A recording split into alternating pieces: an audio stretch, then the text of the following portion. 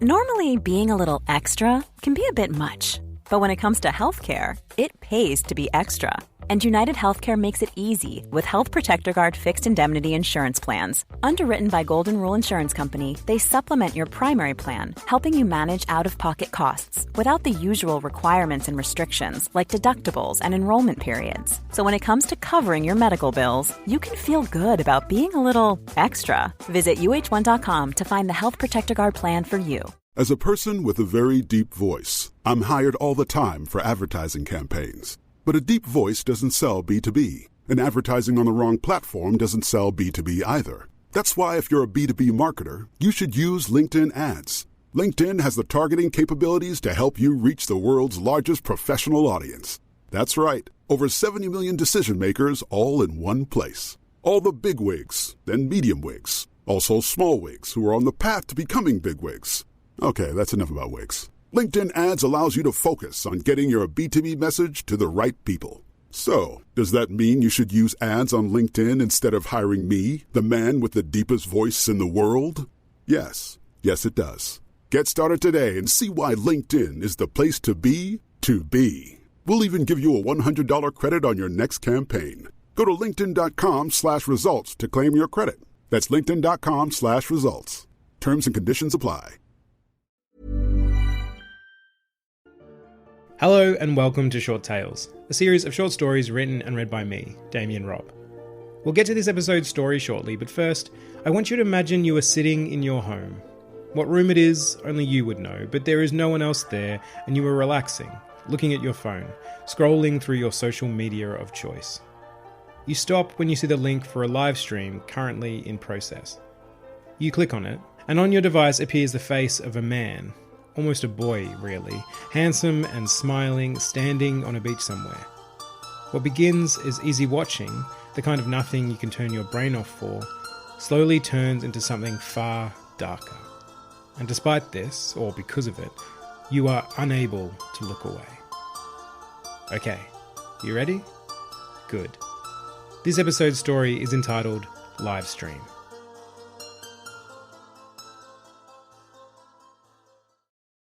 To his credit, the video went viral. Hey fam, this is your little lad Kidna. I'm down at the Big Blue, aka the ocean, soaking up them rays, feeling the sand beneath my little toesies, living large by living small. You know what I mean? There were 120,000 watching when the live stream started. That number quickly grew. But if I can get real with you for a sec, this shit, it's truly beautiful.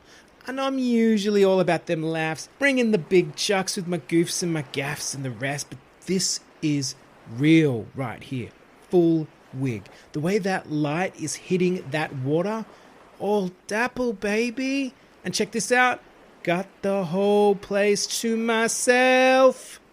It was at this point that those 120,000 watching on phones and tablets and laptops, and for one rather alternative tech-savvy website developer in Portugal on their Molly Trolley flip phone, a toy for children that she'd refurbished to be a fully functioning smartphone, saw the view spin away from Kidna's floppy-haired, big-toothed, grinning and handsome 20-something face to a view of a secluded and isolated beach.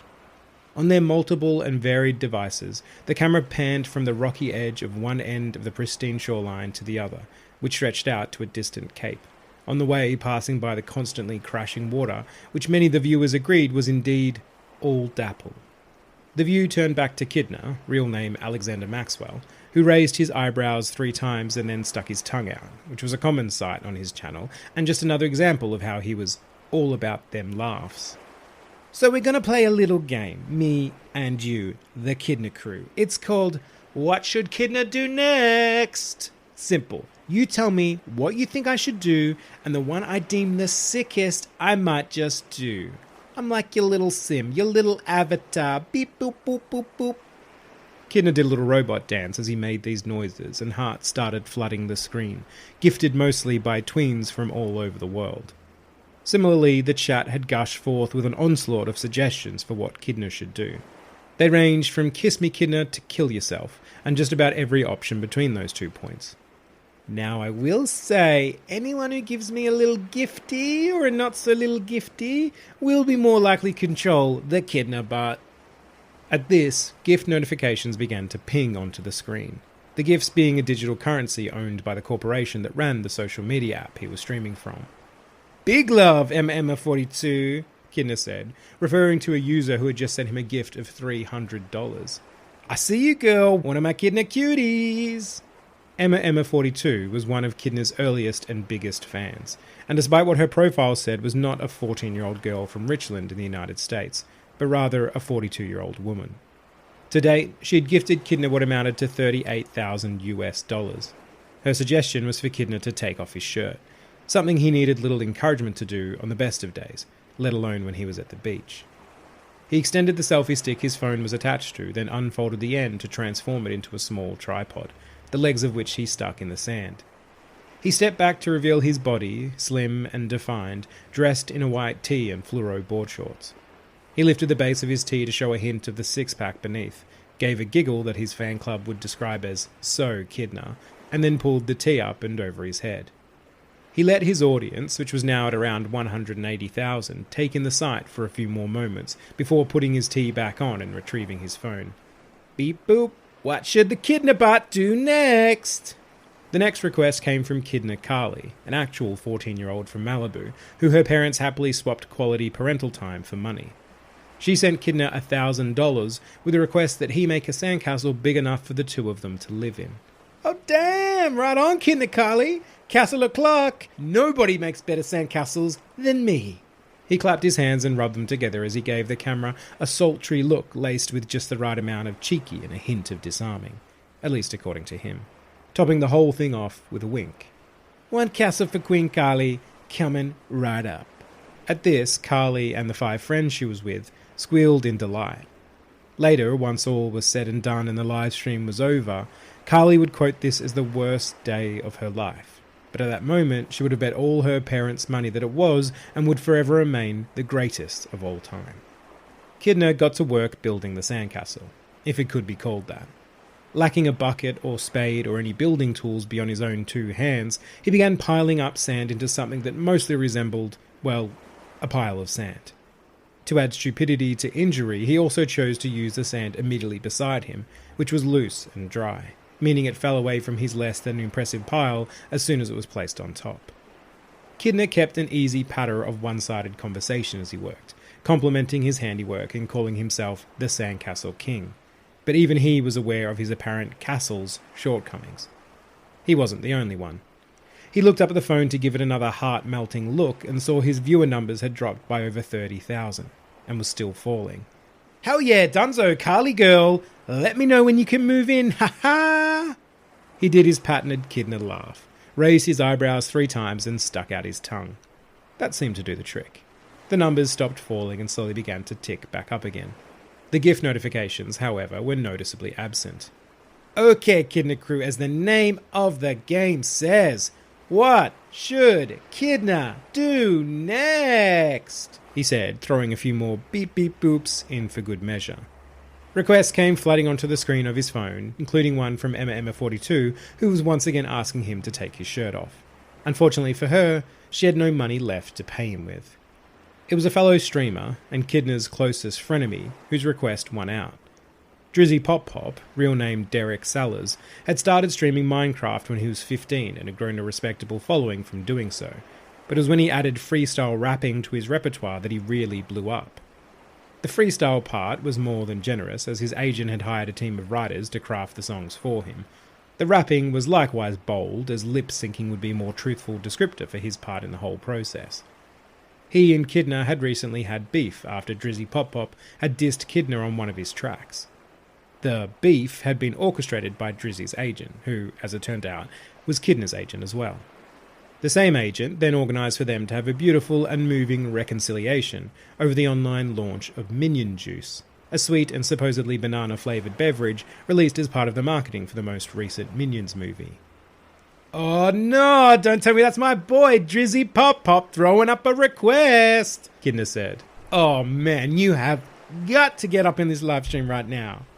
Kidna leaned forward and pressed a button on his phone that caused a window to pop up. Drizzy Pop Pop's face appeared inside the window. His eyes were narrowed, lips pouting, and he was nodding his head like he'd just told a joke to a room of people and was proudly but modestly enjoying their reaction. The viewership jumped up to 400,000 at his arrival and was quickly climbing. Yo, Kidna man, that beach is next level. How do you keep finding these sweet-ass locals? You know me, Driz, if I ain't hustling, I ain't me. I did a little rock hopping, then some cliff climbing to get here. But it's all worth it for some of that occlusion. He meant seclusion. The guy who was streaming to now over 550,000 people. I feel that, Drizzy Pop Pop told him. But man, you best ready yourself because I'm gonna straight up make that cutie pie smile of yours disappear right now. Hearts and laughing face emojis cascaded up the screen. Oh no, haha, okay, let's see what you're gonna make the kidnapper do. Get this. He paused for dramatic effect. Drizzy Pop Pop had been on record as calling himself the master of drama. For $2,000, I want you to drink some beach water. What? Man, you crazy? Are you for real? Kidna rolled backwards onto the sand, allowing his t-shirt to ride up a bit, as he laughed louder than necessary. I guess I have to, right? The screen was immediately awash with comments of people cheering him on. Kidna Carly wrote, ew, gross, but you should totally do it. Marguerite, the website designer from Portugal, sent out a message that contained a wave emoji, then a plus sign, then a sack of money emoji, then an equals sign, and finally a green tick emoji. Okay, I guess I have to, Kidna said, raising his eyebrows and sticking his tongue out. He turned the tripod so it pointed at the water, then made a big show of walking down to the water's edge. I can't believe I'm doing this, he called out. I'm so surreal right now. I'm like Geppetto, bro, Drizzy said with a laugh, pressing the buttons on your little robot strings. This mixed metaphor annoyed Paresh Reddy, who was in London watching the stream with his 9-year-old daughter, Maddie. Kidna was Maddie's favourite. When Paresh had once asked Maddie favourite what, she just replied, my favourite. Kidna returned to the camera with a cupped handful of seawater. He held up to the phone to prove its existence, then smiled and said, here we go, this is for you, brother, beep boop. He knocked the shot of seawater back, face wrinkling as he swallowed, then stuck out his tongue and shook it around. Ah, that is wild salty. The viewer numbers were just about to tip over the 1 million mark. On his screen, seen to no one but himself, Drizzy Pop Pop received a message from his and Kidna's shared agent. It read, keep going with the gross out stuff. I want to see those numbers double. In just a matter of minutes, this would well and truly be achieved. Okay, respect, Drizzy Pop Pop said. But I'm feeling like that was too easy. I can see I've got to pull those robot strings of yours a little tighter for this next one. In London, Paresh Reddy rolled his eyes. Let's see a bit more of that beach of yours. Let me know exactly what the Prince of Pranking is working with. The Prince of Pranking was another moniker Drizzy Pop Pop had gifted himself. The now 1.1 million viewers around the world watched as Kidna's hand reached out toward them. He lifted the camera close to his face, stuck out his tongue and crossed his eyes. Classic Kidna.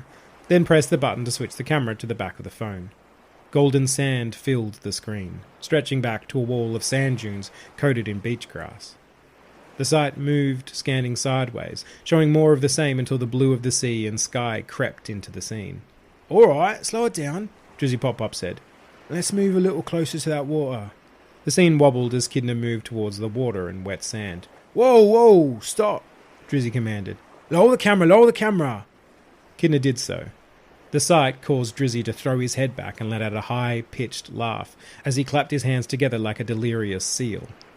From off-screen came the sound of Kidna's voice. No, bro, come on, seriously?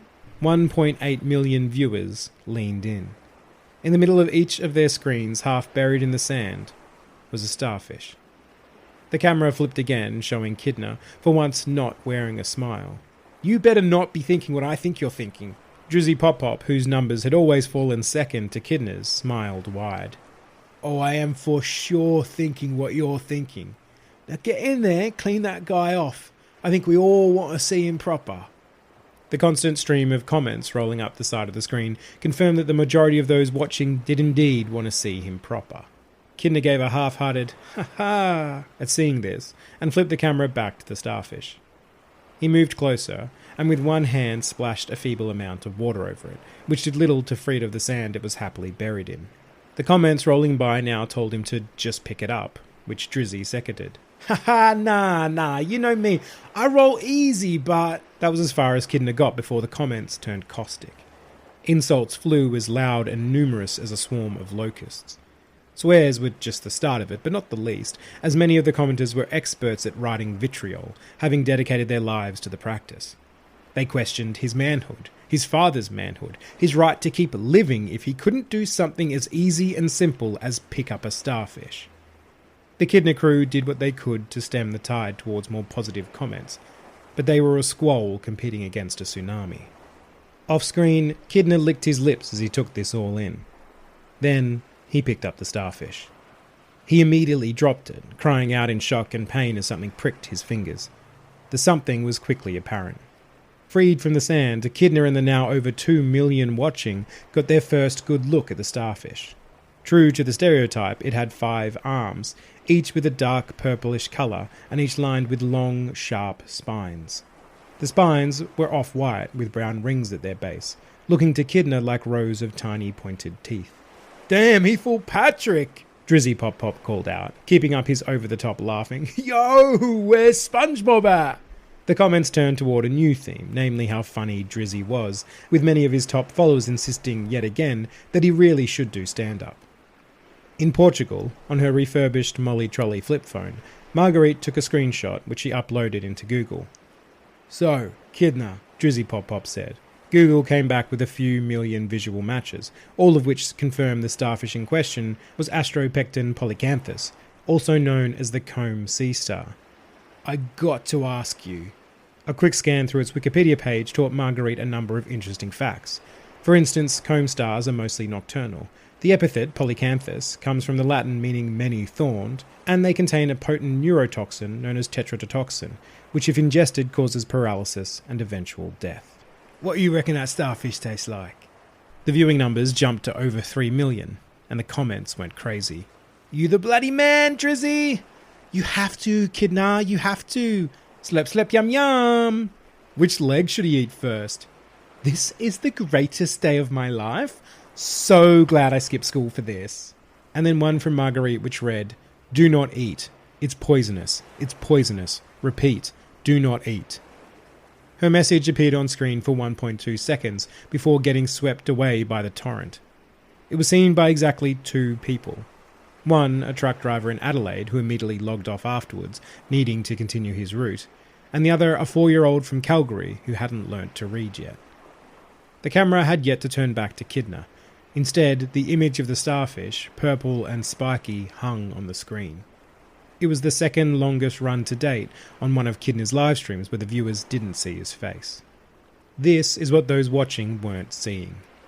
Kidna was staring at the starfish, staring at it in a way where he hoped if he stared at it long enough, it might just disappear. It didn't. Kidna bro, you still with us? Drizzy Pop Pop asked. The blank stare slid from Kidna's face, replaced by his usual dazzling smile as he switched back to the front camera. But long-time fans could tell there was something off about that smile. It was missing approximately 40% of its usual cheekiness. They collectively turned to the comments to tell him that it was okay, that he didn't have to do anything he didn't want to, not for them or for anyone. But the viewership had already far outstripped his usual fan base, and so their messages went unread by Kidna, as did Marguerite's messages, which she was copying and pasting as quickly as she could to little effect. Instead, all he saw was a never-ending wall of comments, and what they were telling him could be summarized down to 3 simple words. Eat the starfish. Ha-ha, Drizzy, you a straight-up clown, man. Come on, I'm not eating this. The comments went black with hate. Kidna read those as well. Over on Drizzy's screen came another message from their agent. Get the sheep to pay for it. Drizzy nodded his head to the camera, giving magnanimous understanding to Kidna as he held up his hands, conducting the masses to quiet down now. Fair? Fair. I see you, bro. I see you. And you're right. You shouldn't eat it. Kidna's body flooded with relief, feeling as if someone had tossed a bucket of cool water over his feverish body. Over in Portugal, Marguerite felt a similar relief, letting her fingers stop their mad Command P entering. Not without the proper compensation, at least, Drizzy continued. What do we say, people? Can we give Kidna a little encouragement to try starfish a la mode? He rubbed his thumb against his first two fingers, the universal symbol for give up that money. Kidna's cool relief evaporated as his phone played a frenzied song of bleeps and beeps as gift notifications took over his screen. The viewership was up to over 4 million and still climbing as word spread that famed streamer Kidna was about to eat a starfish live on air. He had never had this many viewers for a single stream before, and the gift tally was rising to the point where it was about to double his current wealth. Kidna wondered if that mattered, if any of this mattered. The numbers, the money, the fame, the strange career he had all but fallen into, or the sense of validation that had led him to it, all of it so easily given and just as easily taken away by a horde of faceless strangers. Did it truly matter? Yes, he decided. It did. More carefully this time, Kidna picked up the starfish. He managed to get its underside, which was free of the angry little thorns, onto his hand. It was wet and sandy and squirmed slightly against his palm. He felt a moment of hesitation, taking in that this strange five-legged creature, for all its alien appearance, was truly as alive as he was, and likely wanted to stay that way. Then he looked dead into the camera, gave his biggest, most confident smile, and in the voice of a carnival hawker said, "Who's hungry? Ha ha!" In Portugal, Marguerite felt a fishhook of dread pulled down on her insides. She re-entered her warning into the comments section, but was instantly lost in the now outpouring of pure love, respect, and adoration for everybody's boy, Kidna. One person, however, did see Marguerite's comment, Emma42. On seeing it, she felt a type of panic that up until then had been unknown to her. She would later describe it as like being struck by a bolt of diseased lightning, electric and sickening all at once. Unsure of what she had seen, she glued her eyes to the comments. When Marguerite's warning repeated itself, Emma42 was ready for it. She took a screenshot, opened it, and felt dry-mouthed at the confirmation of her fears. She searched Marguerite's screen name, mole_troll, and sent her a message. "Is it really poisonous?" Marguerite replied with a single word. "Deadly." Emma42 didn't wait. She quickly added her own warnings to the flood of comments. Now it was 2 against 4.5 million. Kidna, meanwhile, was deciding which leg to eat. The one closest to him was littered with spikes, but that didn't mean much since the rest were much the same. He decided on the furthermost left one. It seemed smaller, maybe. Bruv, we love your face, but I think I speak for the people when I say it's time to get chomping, Drizzy Pop called out, interrupting Kidna's thoughts. Kidna held the starfish up beside his face, as though it was a cute little puppy he was showing off to the camera. "Just deciding where to start, it all looks so good," Kidna said. "Think I'm going to start here." He pointed to the leg he decided on. "Might just have to get rid of a few of these little spikies first, wouldn't want to hurt my singing voice." Kidna didn't have much of a singing voice, but his agent assured him that a bit of auto-tune would fix that. He was due to have an album out the following year. Kidna fumbled with the selfie stick until it had turned once more back into a tripod, and then stuck it in the sand. He lined himself up in front, centre stage once more, and gave those watching his trademark smile. Then he got to work. The first spike was resistant. He picked out the biggest one on his chosen leg, pinched it between his fingers, then pulled. It tugged upwards but refused to break free of the hard, purplish skin. He pulled on it again to the same result. Sweat dripped down his neck, aware of the almost 5 million people watching him fail. He tried for a third time, no longer worrying about being gentle, letting his rising anger fuel him, and twisted the thorn as he yanked. It came free as the skin tore around its base. A well of water bubbled out of the freshly created crater. "Hell yeah!" Kidna cried. "Kidna 1, Starfishy 0. The comments had turned into a war zone, the discourse being around the animal cruelty currently being displayed on screen. Half were appalled by what they had just watched, with the more extreme calling Kidna the next Pol Pot, and the other half were up in arms by what they called the snowflake animal lovers, as though that was some kind of insult, arguing either that the starfish couldn't feel pain, untrue, or the even more absurd, that it was simply human nature for man to hurt animals. And, of course, there was still the occasional comment from either Marguerite or Emma42 throwing out their whispers of warning into the ferocious windstorm, trying desperately to tell Kidna about the danger he was in. Kidna didn't notice any of this. He was too busy plucking spines from the skin of the starfish. There were only a few still remaining on his chosen arm. In their place was a pattern of small craters, sure to trigger anyone with tryptophobia, all leaking seawater. "Done!" Kidna said, proudly showing the cleared arm to the camera. The comments were frenzied, a clamour of voices all trying to crawl on top of the other so that there was no single voice, just a roar of noise. Kidna's eyes scanned that roar, jumping from comment to comment, choosing to see just the ones that gave him praise and love and validation, the taste sweeter than nectar. He held the leg up toward his face and theatrically opened his mouth. "Do it, bruv! Do it!" Drizzy Pop Pop said. "OMG, you're the best, Kidna. I can't wait to live in our castle together," Kidna Carly wrote. In London, Paresh Reddy was suddenly not sure whether his daughter should be watching this, but found himself unable to look away. "Poison," Marguerite wrote. "Do not eat. Poison." Emma42 wrote the same message over and over. "Please, Kidna, don't eat it. It will hurt you, please." She was hitting the keys so hard that her fingers were beginning to hurt. In his hand, the starfish squirmed, and Kidna hesitated. 6 million people on phones and tablets and laptops watched as for the first time Kidna's true face showed itself. There was no posing, no carefully curated facial expressions, no Kidna. It was just Alexander Maxwell, and he looked young and naive and unsure. A final message popped up on his screen, this one private and personalised and from his agent. "Eat the fucking starfish." Kidna raised his eyebrows 3 times, stuck out his tongue, said beep boop, and bit down. The skin was tough and salty. It squished beneath his teeth, then ruptured as it gave way to the pressure bearing down on it. The insides were softer, and the tissue there tore easily. He ground his teeth against the last of the skin as he pulled the body away from the leg. The skin stretched, then broke, leaving the fish no longer a star. Kidna chewed quickly, trying not to think about what it was his teeth were grinding against. But I can tell you. It was digestive glands, vascular tissue, nerves, gonads, and of course, tetrodotoxin. A few years back, there was a case of paralytic poisoning in Japan, brought on by tetrodotoxin. It was found that the victim had eaten a trumpet shell, which had acquired the toxin through its food chain. The original link in the chain, of course, being our friend the comb star. A study was completed following the incident in which the most toxic specimen of comb star were found to have a toxicity score of 520 mouse units, meaning that 1 gram of its toxin was enough to kill 520 mice. Currently, there is no known antidote to tetrodotoxin.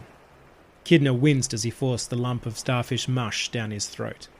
He felt it push past his esophagus and disappear into that unknowable cavity inside of him. He smiled as he opened his mouth wide and stuck out his tongue, showing it to the camera. He lifted his tongue and moved it side to side, proving he had indeed achieved this incredible feat. Marguerite's fingers stilled as she held her breath. Emma42 began to cry. The comments continued to scream up the screen. "Bullshit, fake news, you photoshopped it, so obvious. Keep going, 1 leg isn't a starfish, I paid for you to eat the whole thing. I'm gonna be sick, so gross. You suck, dude. Can anyone say desperate? You should be arrested for this. No, he should be thrown into a pool of starfish so they can eat him. Lol. Lighten up, it's just a starfish. Yeah, can't they grow new legs anyway? We love you, Kidna. Love you too, Kidna crew, Kidna said, kissing his fingers and raising them to the air. I know everyone says this, but for real, I have the best... Fans would have been the final word in that sentence, but Kidna was having trouble breathing. Not just breathing, he realised with a rising panic. The hand that he'd raised to deliver his kiss to the heavens and all the Kidna crew across the globe was shaking. He could barely keep it up. Then it dropped, suddenly as limp and floppy as a dead eel. His legs gave way next, and he crumpled forward. Unable to raise his hands to stall his descent, he pitched face first into the sand, knocking over his tripod and phone as he went. It landed on its side in front of him, still recording. The viewership, already the highest he'd ever had, was skyrocketing. Kidna tried to blink the sand out of his eyes, but couldn't. The small grain scratched at his corneas, but it was already apparent that that was the least of his troubles. He tried to call out for help, but only managed to elicit a moan that slid out of his mouth along with a small rivulet of drool, and then even that dribbled off to nothing. He tried to breathe, but his chest only gave him 3 pathetic hitches, which mostly pulled in sand, before refusing to heed him at all. Over 10 million people watched as Kidna died. More were logging on as the news spread, which it did so thanks to the miracle of modern technology at almost the speed of light. On all of their screens was Kidna, stretched out in the sand, his face angled close to the camera. The forced perspective made his head look large and bulbous, and the body that led away from it small and doll-like. A big, dead bobblehead. Somewhere behind him, a 4-legged starfish was attempting to rebury itself in the sand. The comments didn't stop. Kidna was no longer alive to read them, but I'm sure you can imagine the kinds of things they said. Insults and praise and remorse and hatred and questions and opinions and jokes, and when words weren't enough, emojis and stickers and gifs, the sad hive mind of humanity. It took hours for the paramedics to find him. Despite the millions of people watching, none of them were sure exactly where the livestream was taking place. Many tried to solve the puzzle, attempting to hack into his location data, but ironically months earlier, after an incalculable number of death threats, Kidna had had some impressive security installed on all his devices. Marguerite got close, but was only able to narrow her findings down to a strip of coastline, and not the actual beach itself. Finally, the police got involved. They took Drizzy Pop-Pop and the agent in for questioning. Drizzy, through tears and snot and pleas, told the detectives questioning him that he didn't know where Kidna was streaming from and that he had no idea the starfish was poisonous, and was he going to go to jail because for real he would not do well in there. The agent was more tight-lipped. He sat silent, his lawyer beside him, killing as much time as possible because he knew the live stream was still running and that the viewers were at an all-time high. It wasn't until the detectives found his incriminating message stating Kidna eat the fucking starfish that he finally talked and revealed where Kidna was, using a tracking app he'd installed on Kidna's phone. Even then, retrieving Kidna's body wasn't easy.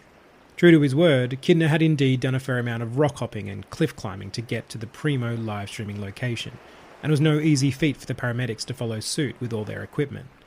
Throughout all this, millions of people watched Kidna's body begin the process of decomposition. First, the colour left his skin, bleaching out of him as his body cooled. Then roughly 2 hours in, it returned again, as the parts of his body nearest the ground developed a reddish-purple discoloration, similar to a bruise, caused by the accumulation of blood and referred to by embalmers as the post-mortem stain. At the 3-hour mark, rigor mortis set in. The stiffening muscles fixed his face into an expression that managed to look empty while still somehow looking scared. It was in the 4th hour that the hands of the paramedics appeared on screen. They lifted him, his torso like a plank of wood, only his hands and feet still rubbery, the rigor mortis not having reached them yet. They placed his body onto a tarp, folded over 2 corners, then used the other 2 to lift him up and carry him away. That was the last any of the viewers would see of Kidna's body. But the live stream didn't stop. The paramedics had forgotten to take his phone, and it wouldn't be until the following morning that the police would realise and send an officer to go and retrieve it. The wind blew over the empty stretch of beach as the light of the day slowly retreated. Millions still watched, the more canny amongst them able to pick out the small lump of starfish half buried in the sand to the left of the screen. Then there were thousands, then hundreds, then a few dozen, then one. Emma 42 had spent her day unable to either look away or stop the huge shuddering wails that had periodically taken over her body.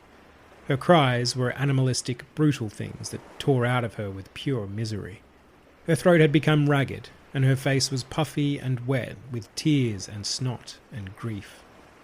Her head felt like it was full of cotton wool, or a swarm of bees, or TV static, or any number of other metaphors she had cycled through to try and explain the numb but frenzied feeling that had taken over her. It was all too unreal, or large to such a degree that she couldn't accept it was real. But it was. She knew it was. She had watched it happen. Another wail overtook her as more tears leaked out of her dehydrated body. Then a sound, small and short, broke through to her. It had come from the live stream. She wiped her face, sniffed, and looked at her monitor. Nothing but pitch darkness had filled that monitor for the past few hours. The only sound, that of the wind blowing over the sand and the crashing of the waves. It would have been relaxing, given any other situation. The sound came again, a small beep, and a notification appeared in the middle of her screen. Low battery. Except she was watching on a monitor that was plugged into a power outlet. How could the battery be low? Then it clicked. The notification wasn't for her. Kidna's phone was dying, much like its owner had. She sobbed again, quieter this time, the exhaustion starting to get the better of her. The notification on the screen faded away, leaving just the wind and waves and darkness. In the middle of that darkness, somewhere in the distance, a small spot of white appeared, followed by another sound. A different sound. What could have almost been a voice. Emma 42 leaned closer to the monitor, peering through her tears to get a better look at the spot of white. If she squinted, it kind of looked like a face. It rushed towards her, screaming, quickly filling her monitor with a stark and sickly white. The face, because it was a face, was one she would recognize above any other. Still floppy-haired, still big-toothed, no longer grinning, no longer handsome, Kidna was afraid and crying and dead. There was a beep, the flash of a final notification, and the screen went dark as the battery died. The live stream had ended. Thanks for listening to this month's short tale. I hope you enjoyed it. Now, to finish this episode off, I've recorded some afterthoughts, which detail where the idea for this story came from and any challenges I faced while writing it. If that feels too self-indulgent for your taste, fair enough. But if that sounds like your kind of thing, then listen on.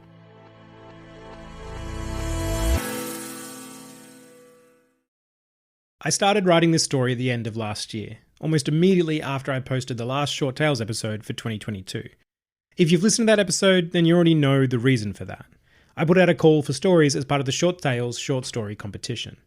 But not just any stories.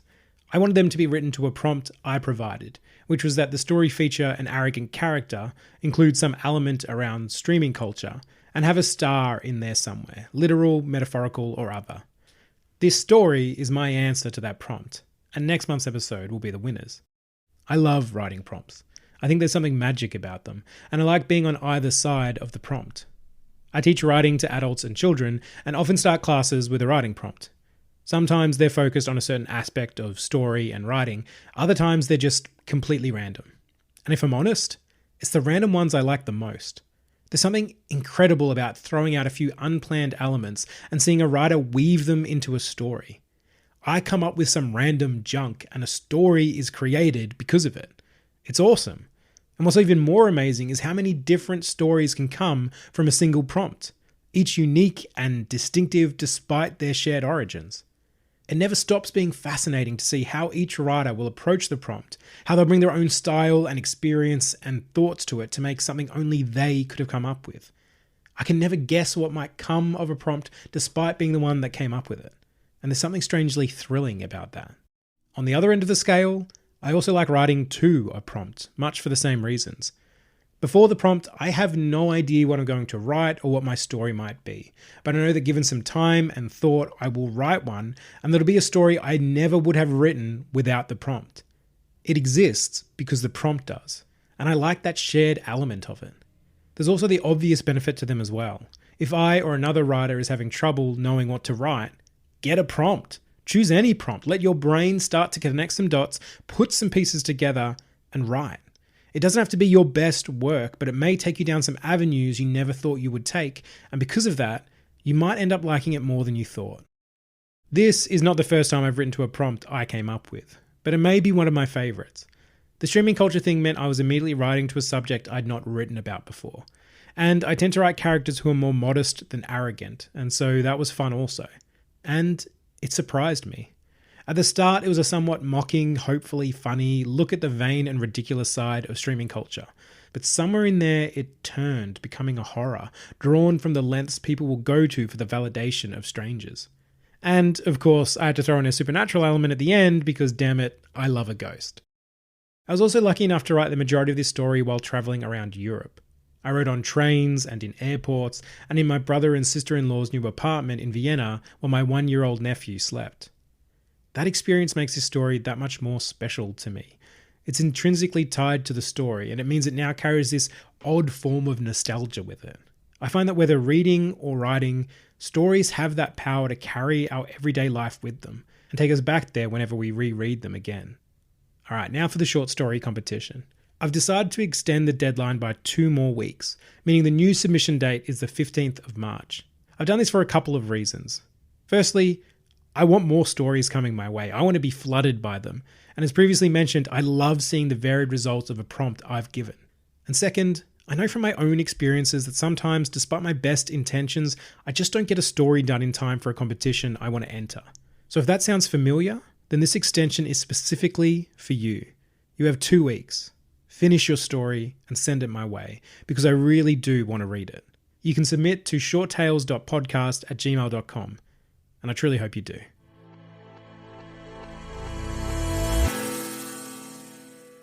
All right, those are all my thoughts. But if you have any that you'd like to share, please do. You can write to me at shorttales.podcast@gmail.com, or you can find me on Twitter at middaypajamas.